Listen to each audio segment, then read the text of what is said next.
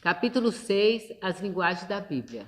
Então, hoje nós iremos falar, as linguagens falada e escrita formam um estudo muito interessante, mas o assunto é um pouco misterioso, como se pode ver. Então, você consegue imaginar, há 5.000 anos atrás, chegando lá na sua porta, um tablete de argila, né? Não era como hoje, e nem existia ainda os pergaminhos. Então, a linguagem, de que forma ela era? Era ideográfica ou pictográfica. Eram em formas de desenhos. Então, um desenho dizia todo o sentido da coisa. Então, com o tempo, esses desenhos passaram a ter sílabas. Então, imagine você, a águia, né? Porque Deus ele deu ao homem a capacidade de dar nome às coisas. Então, o Adão lá, ele viu a águia, ele viu esse animal e falou, você vai chamar águia. Ele viu o leão, vai chamar leão. E esse som passaram a ser codificados. Então, o A é uma perna, vem o P, e assim por diante. E com isso foi criado o alfabeto hebraico. Só que o interessante é que o alfabeto hebraico ele não tem vogal, ele é consonantal. Ele é bem simplificado e também ele não é escrito da nossa forma.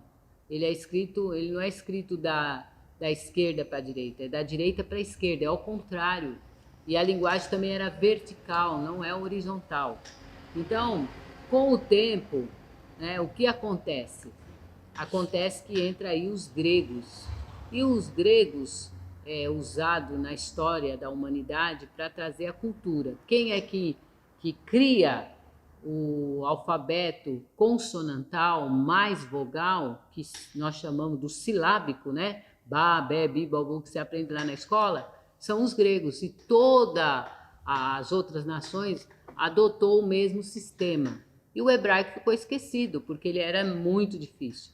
E agora, com o alfabeto consonantal, se torna bem mais fácil, você vai ver aí mais na frente, no próximo capítulo, como essa Bíblia ela é traduzida. Então, Moisés, quando escreve o Pentateuco, o Antigo Testamento e todos os outros escritores, ele é escrito no hebraico, tá certo? Só que interessante também que antes nós não existia só a língua semítica que vem do povo hebreu, que vem lá Abraão de Éber, existia apenas uma língua e vale a pena o Luiz falar sobre isso aí pra gente, sobre uma língua só que a humanidade falava. Muito bem, está em Gênesis 11:6, essa questão das línguas. Existem muitas teorias. Uma delas é a questão que o próprio Deus ele confundiu as línguas nessa torre. Quando eu fiz letras e o professor realmente trabalhou com essa possibilidade e disse assim que essa possibilidade é uma das possibilidades que as pessoas mais creem. Interessante, né? Parece que não, mas... Agora, a declaração de Deus com relação a esse episódio, que é interessante também, que é Gênesis 11:6. Gênesis 11:6. O Senhor diz: eis que o povo é um, e todo tem uma mesma língua. E isso é o que começam a fazer. E agora não haverá restrições para tudo o que eles atentarem a fazer. Então, Deus faz uma declaração assim, bastante interessante, que a união dessas línguas faria de um povo tão forte que nada ia impedir ele de realizar as coisas. Então, a Bíblia está falando que quando fala só na mesma língua, cria-se uma estrutura, cria-se assim, uma união, cria-se um grupo tão unidos que nada é impossível para que eles possam obter o seu resultado. Interessante, né? Agora, Deus vai lá e confunde as línguas. Um grupo vai se comunicando com o outro, fala uma língua, outro grupo fala outra língua. Então, tipo assim, tijolo, vai falar tijolo, fala carro, e assim por diante. Confusão de língua. Então, por isso que chama-se a torre da confusão. Agora, Em outro episódio, em Atos capítulo 2, também agora volta as línguas novamente em pauta, agora é o contrário. Cada um com a sua linguagem fala uma língua só. As pessoas recebem a capacidade de interpretar a língua de outro país. É interessante que ele fala que a interpretação é tão próxima da verdade, porque eles falam a língua que nós nascemos. Então, o que nós podemos dizer com isso? Que o Pentecoste, nós falamos em outras línguas. Quando alguém é batizado com o Espírito Santo, a igreja pentecostal, nós falamos em outras línguas. Que negócio esquisito falar em outras línguas. O que é isso?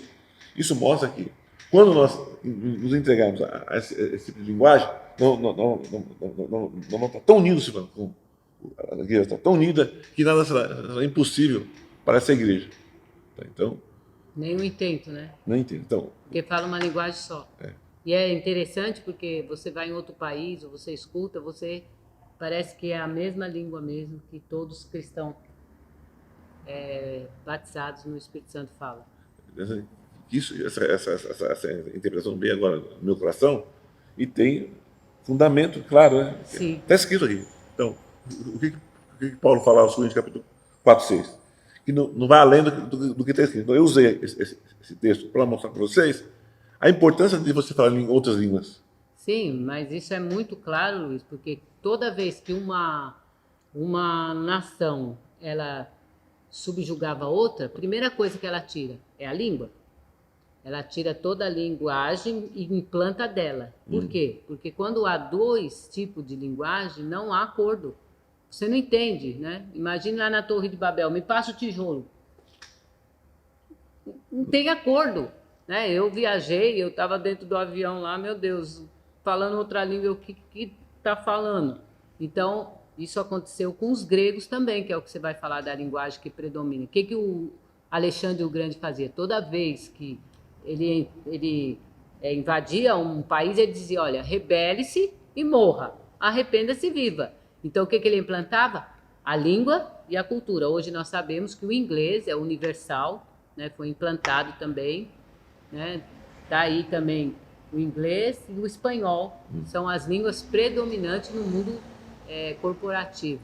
Aqui na América do Sul, né? Lá é China. A China, né? Por isso que eles dizem, mas o próprio chinês eles falam inglês também, né? Eles aprendem inglês. E o mandarim. Então, o inglês é uma pena que no Brasil aqui nós não aprendemos dois idiomas, né?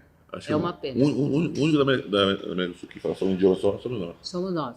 Então, gente, fechando aí sobre a linguagem da Bíblia, né? A Bíblia foi escrita em hebraico e nós vamos falar de algumas traduções no próximo capítulo e como é que no tempo de Jesus como prevalecia. O grego era uma linguagem comum, né? E os judeus era o mundo dos negócios, né?